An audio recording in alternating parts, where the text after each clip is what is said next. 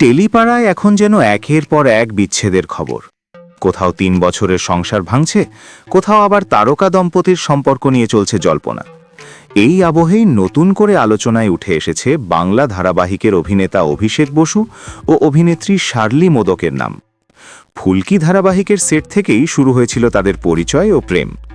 গত বছরই ৭ পাকে বাধা পড়েছিলেন এই তারকা জুটি।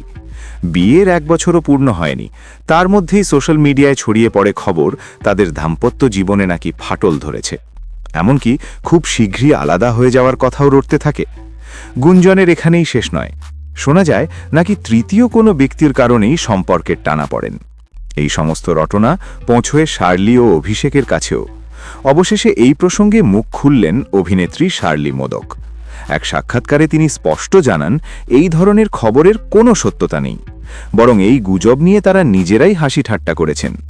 সোশ্যাল মিডিয়ায় ছড়ানো বিবাহ বিচ্ছেদের খবর সম্পূর্ণ ভুয়ো বলেই দাবি করেন শার্লি। বাস্তবে তারা সুখেই একসঙ্গে সংসার করছেন। এই কথাতেই সব জল্পনার অবসান টানলেন অভিনেত্রী।